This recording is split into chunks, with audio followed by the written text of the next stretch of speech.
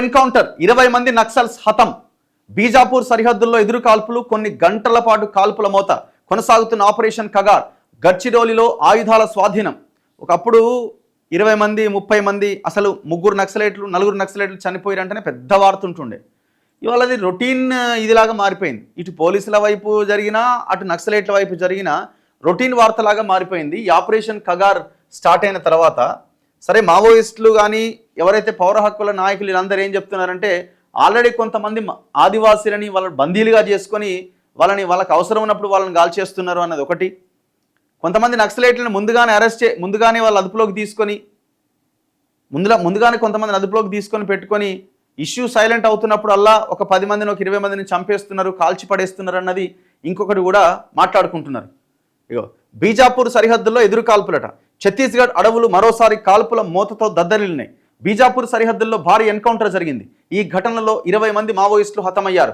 Operation కగార్లో భాగంగా భద్రతా బలగాలు కూంబింగ్ కొనసాగిస్తుండగా మావోయిస్టులు తారసపడ్డారు. దీంతో ఇరు వర్గాల మధ్య కాల్పులు జరిగినాయి. కొన్ని గంటల పాటు హోరాహోరీగా కాల్పులు జరగగా తర్వాత మావోయిస్టుల వైపు నుంచి ఆగిపోయాయి. దీంతో భద్రతా బలగాలు పరిసర ప్రాంతాలను తనిఖీ చేయగా 20 మంది మావోయిస్టుల మృతదేహాలు కనిపించాయి. పలువురు నక్సల్స్ పారిపోయినట్టుగా భద్రతా బలగాలు భావిస్తున్నాయి. వారి కోసం కూంబింగ్ కొనసాగుతున్నది. మరోవైపు గడ్చిరోలి జిల్లాలో మావోయిస్టులకు చెందిన ఆయుధాలను స్వాధీనం చేసుకున్నారట. సో ఇట్లా నడుస్తున్నది.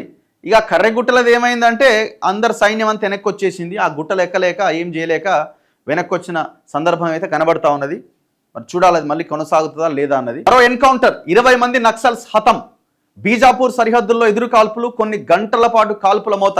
కొనసాగుతున్న ఆపరేషన్ కగార్. గడ్చిరోలిలో ఆయుధాల స్వాధీనం. ఒకప్పుడు 20 మంది 30 మంది అసలు ముగ్గురు నక్సలైట్లు 4 నక్సలైట్లు చనిపోయారంటేనే పెద్ద వార్త ఉంటుండే. ఇవాళ అది రొటీన్ ఇదిలాగా మారిపోయింది. ఇటు పోలీసుల వైపు జరిగినా అటు నక్సలైట్ల వైపు జరిగినా రొటీన్ వార్తలాగా మారిపోయింది. ఈ ఆపరేషన్ కగార్ స్టార్ట్ అయిన తర్వాత సరే మావోయిస్టులు కానీ ఎవరైతే పౌర హక్కుల నాయకులు వీళ్ళందరూ ఏం చెప్తున్నారంటే ఆల్రెడీ కొంతమంది ఆదివాసీలని వాళ్ళని బందీలుగా చేసుకొని వాళ్ళకి అవసరం ఉన్నప్పుడు వాళ్ళని గాల్చేస్తున్నారు అన్నది ఒకటి.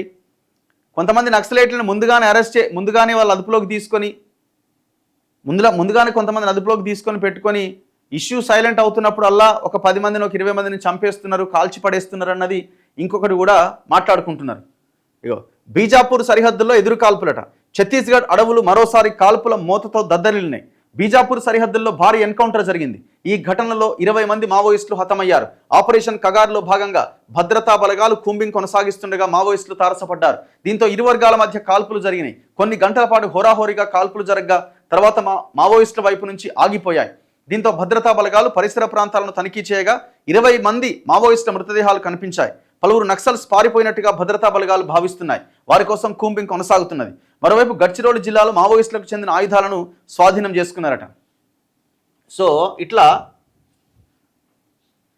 నడుస్తున్నది. ఇక కర్రెగుట్టలది ఏమైందంటే అందరు సైన్యం అంతా వెనక్కి వచ్చేసింది. ఆ గుట్టలు ఎక్కలేక ఏం చేయలేక వెనక్కి వచ్చిన సందర్భం అయితే కనబడతా ఉన్నది. మరి చూడాలి మళ్ళీ కొనసాగుతుందా లేదా అన్నది.